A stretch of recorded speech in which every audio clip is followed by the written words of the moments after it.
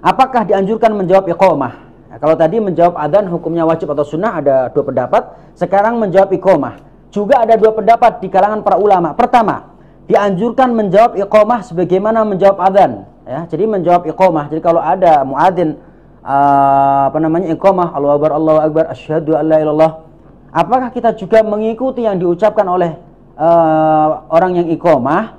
Bahkan kita juga membaca sholawat Allahumma sholli ala Muhammad dan seterusnya, dan kemudian membaca Allahumma rabbi hadhihi da'wati tammah, atau persislah kita menjawab adzan lalu membaca sholawat setelah adzan, kemudian membaca Allahumma rabbi hadhihi da'wati tammah. Ini pendapat pertama, dianjurkan seperti itu.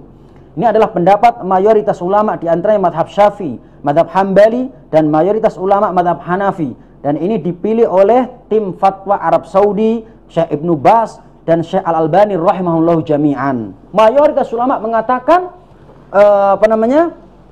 kalau ada orang iqamah, kita membaca sebagaimana yang dibaca oleh orang yang iqamat. Ini mayoritas ulama.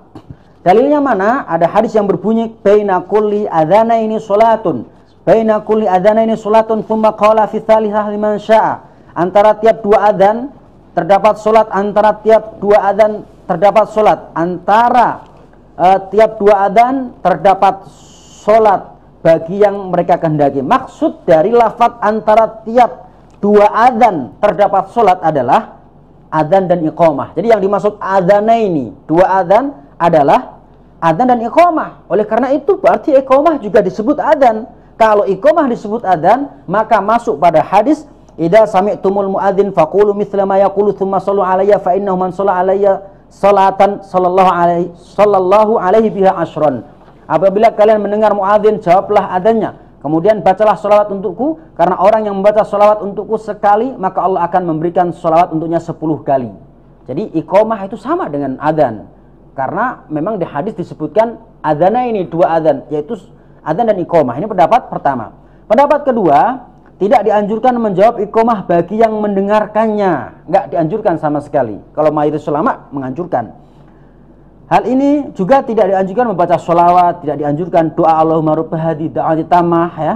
Ini adalah pendapat sebagian ulama madhab Hanafi, dan juga pendapat yang dipilih ulama kontemporer, yaitu Syekh Muhammad bin Shalih Al-Utsaimin rahimahullahu taala.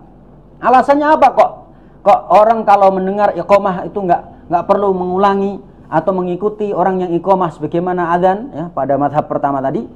Alasannya adzan dan iqamah itu memiliki perbedaan. Beda-beda adzan dan iqamah.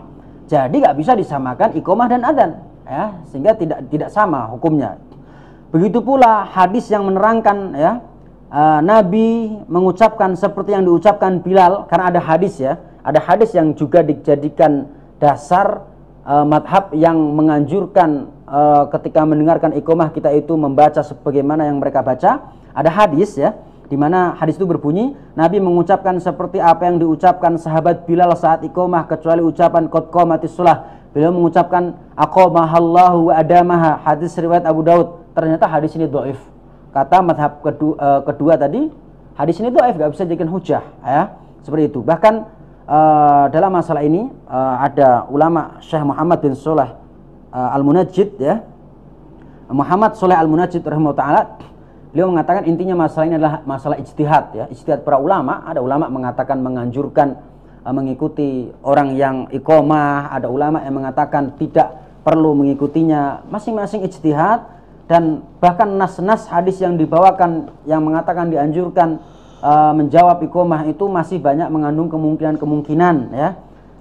Oleh karena itu setiap orang bolehlah mengamalkan apa yang ia dapatkan dari ilmu yang tentang masalah itu, boleh mengamalkan. Kalau dia misalnya mendapatkan ilmu meyakinkan bahwa ternyata menjawab iqamah itu dianjurkan, kalau misalnya orang lain mencari ilmu, mendalami dalilnya mengatakan bahwa tidak dianjurkan, monggo diamalkan.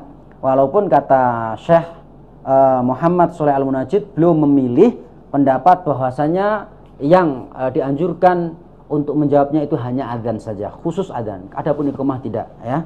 Sehingga beliau juga memilih pendapat yang dipilih oleh sebagian ulama Hanafi dan Syekh Utsaimin, walaupun menyelisih pendapat mayoritas ulama.